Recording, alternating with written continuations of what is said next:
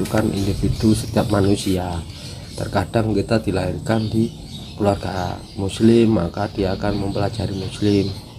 Di non muslim pun juga sama kan. Itu ada pertanyaan, terus kalau orang itu terlahir di daerah yang primitif, tidak ada sesuatu hal daerah yang bisa untuk menunjukkan tentang agama, itu bagaimana hidupnya? Kan gitu. Iya. Itu primitif sekali. Primitif. Iya. Ada agama ora opo. Kehidupannya cuma yang monoton itu, Itu pertanyaan kan. Iya. Nah, jawabannya bagaimana? Di dalam diri pada Allah itu sudah memberikan bekal. Jadi ibaratnya kita itu apa ya? Sama anak kita mau sekolah gitu ya, dikasih sangu, kok sakarmu sangmu mau kayak apa ngono jajan. Iya. Allah pun juga sama.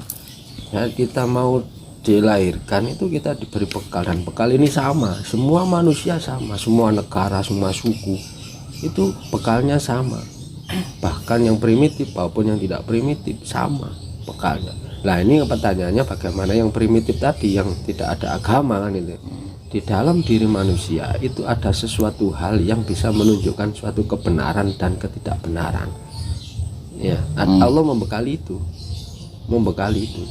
Kalau di diri kita ini yang dikenal namanya Nur Muhammad. Ada yang namanya dulur papat lima badan ya. Ya ada yang namanya Al-Ama, Mutmaiyah, Supiyah, Amaro. Itu sama, itu bekal setiap manusia, sehingga manusia itu bisa berbuat keji dan bisa berbuat baik. Baik dan keji itu yang menilai adalah rasa. Dan rasa ini setiap manusia punya seperti bekal tadi. Jadi rasa inilah yang akan menerima laporan dari sifat-sifat yang telah diberikan tadi. 4 sifat yang diberikan kepada manusia itu melaporkan kepada rasa. Itu. Jadi rasa inilah yang bisa membedakan dirinya melakukan perbuatan baik dan kurang baik. Gitu. Jadi kita umpama kalau mencuri, seakan-akan kita itu baik melakukan untuk demi kebaikan, tapi rasa di dalam diri ini mengatakan nggak baik. Kita mengatakan A, di dalam diri B. Jadi Allah itu akan menilai rasa, bukan perbuatan. Sehingga orang bisa mengelabui apapun perbuatannya, tapi Allah enggak, karena sudah ada rekaman di dalam diri setiap manusia yang disebut rasa tadi. Jadi ada yang namanya rasa, itu melaporkan gitu. Siapa rasa? Yaitu kalau di kita memahami namanya Ahmad Nurullah. Ahmad Nurullah ini nanti kita bahas rinciannya nanti, apa aja yang ada di dalam diri manusia kan ini sesuai pertanyaannya jenengan kan ini. Pertanyaan jenengan kan masalah agama, bukan masalah apa yang ada di dalam diri kita ini yang diberikan bekal ini apa saja itu kan. Jadi agama adalah suatu petunjuk atau ajaran seseorang untuk mengenal Tuhan. Nah, sehingga orang yang tidak beragama pun, yang primitif tadi, juga akan mengenal Tuhan dengan rasanya gitu. Jadi semua itu bisa menjalani karena sudah diberikan bekal.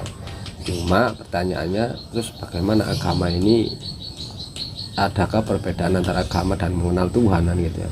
Iya, kalau kita itu mengenal agama dan kita mendalami agama, dan sewu dalam arti mendalami itu apa yang kita pahami tentang agama dan sejarah-sejarahnya, dikhawatirkan akan terjadi saling menyalahkan agama lain. Maka padahal agama itu tujuannya untuk mengenalkan diri kepada Tuhan, bukan untuk menyalahkan. Iya. Nah, karena Allah sendiri menciptakan atau mengadakan, ada dua ya, menciptakan dan mengadakan. Ini kalimatnya dua dan dua makna juga.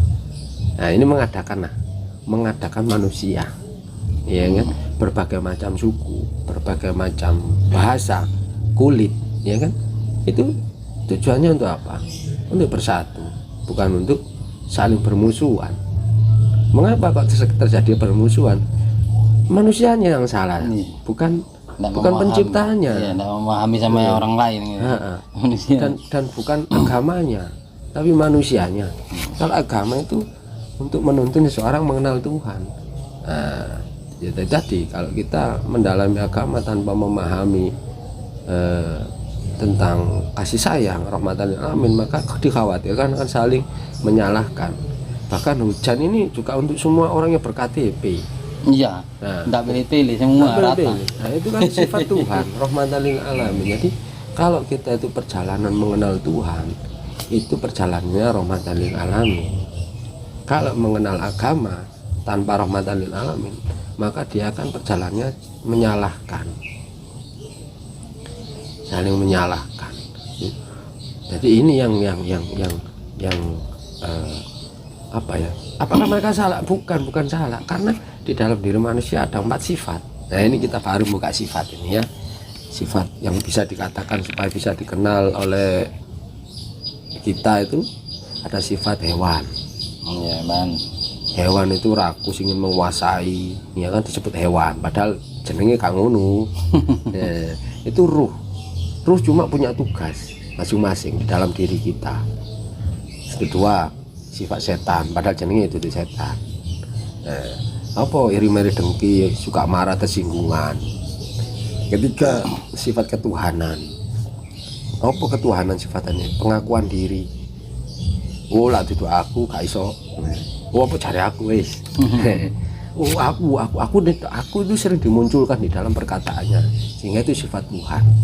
Tapi dimiliki oleh sifat manusia. Keempat, sifat malaikat, yaitu melakukan perbuatan baik. Sehingga perbuatan atau sifat baik ini dilawan oleh 3 sifat yang kurang baik. Bagaimana cara kita bisa selamat kalau seperti itu? Dan ini, nah dengan proses pemahaman tafakur, dengan proses pemahaman sholat zikir, maka sifat yang akan menonjol adalah sifat yang malaikat tadi nantinya bisa untuk mengerem atau mengetahui sifat ketiga ini bila mana akan muncul ke dalam diri kita. Ini butuh proses. Jadi kenapa terjadi perbedaan? Karena 4 sifat ini dipakai oleh semua manusia, sehingga terjadilah perbedaan. Ada orang jahat, ada orang baik, ada orang sakit, ada orang sehat. Semua perbedaan ini tujuannya untuk bersyukur, bukan untuk menyalahkan, bukan untuk membenci. Tapi kalau kita sudah memahami bahwa apa yang telah dibekalkan pada diri kita, maka kita akan memahami malah kalimat syukur yang kita rasakan, bukan membenci. Ada orang jahat, alhamdulillah saya nggak dijadikan seperti itu, karena kita juga punya sifat jahat seperti dia, seperti mereka, tapi kita nggak pakai. Jadi seorang itu labil, manusia itu labil, bisa jahat dan bisa baik, karena sifatnya itu paten ada di dalam diri manusia sampai dia akan meninggal dunia, maka itu akan dipakai terus. Nah, perjalanan hidup inilah sifat mana yang kita pakai, apakah sifat yang malaikat atau 3 sifat yang kurang baik tadi. Sehingga perlu untuk modal untuk membangkitkan sifat yang baik tadi supaya bisa mengerem 3 sifat. Karena 3 sifat itu pasti akan muncul 3 sifat itu. Nggak akan hilang, pasti akan muncul. Sehingga bagaimana cara kita, proses kita aja yang untuk mengerem itu. Sehingga terjadi perbedaan itu nggak nyalakan. Kok ini nggak perlu disalahkan, nggak perlu. Karena kita tahu bahwa itu sifat yang ada di dalam diri manusia. Itu adanya mereka juga proses pengujian diri kita untuk bersyukur, bukan malah kita ikut menjelekkan atau memusuhi. Itu proses kita bersyukur, bagaimana cara kita untuk memahami hidup. Itu perjalanan mengenal Tuhan. Kalau nggak perjalanan seperti itu, maka yang terjadi salah, saling menghujat, saling membunuh, saling membenci, karena tidak tahu sifat yang ada di dalam dirinya. Kalau dia tahu sifat-sifat yang ada di dalam dirinya, dia akan memahami bahwa hidup ini adalah perbedaan, dan perbedaan itu suatu hal yang perlu disyukuri, karena itu kenyataan memang nyata bahwa Allah itu Allahu Akbar, Maha Besar. Allahu Akbar itu bukan berarti Allahu Akbar, Allah besar itu bukan, tapi proses. Yang disebut akbar itu proses adanya yang nggak ada menjadi ada. Seperti halnya apa yang ada di dalam diri kita, awalnya di alam ruh sudah diberikan jadi wujud geleger menungso ngene iki sing jenenge akbar. Prosesnya awalnya gak ono lan dadi ono iki akbar. Jadi saat kita memahami akbar itu seperti itu, maka saat kita sholat Allahu Akbar, diri kita itu hilang, keegoan diri kita itu hilang, sifat keakuannya kita itu hilang. Yang ada hanya dia sang pemilik itu. Jadi bukan Allahu Akbar, Allahu Akbar yang sewu, Iya. Allahu Akbar. Kalimat Bukan seperti itu. Kalau Allahu Akbar malah kita tuh hilang, hilang, Allahnya hilang. diri kita yang hilang. Kita Hilang tahu, kendali. kita tahu prosesnya, soalnya Allahu Akbar itu prosesnya sehingga terjadinya hal wujud, Wujud perubahan hidup yang menjadi hidup, lebih yang ini ya. menjadi hidup. Itu awalnya sebelum ada janin ada ruh ditiupkan ke dalam janin, ya kan. Setelah itu menjadi besar, keluar. Lah inilah proses, inilah disebut akbar. Iya. Akbar. Perubahan dalam wujud. Heeh. Iya. Akbare menungso apa?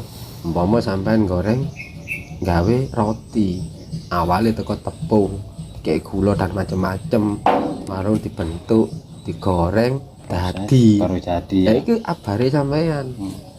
Proses iki mau jenenge akbare menungso. Jadi lah wis Allahu Akbar, hilang keegoannya, kita memahami bahwa itu proses. Itu bisa. Iya. Makasih nih untuk pencerahannya ini. Nanti ya, nanti kalau ini kita sambung lagi. Kita menginjak materi yang lain. Materi nuwes Mas yo. Assalamualaikum warahmatullahi wabarakatuh. Waalaikumsalam warahmatullahi wabarakatuh.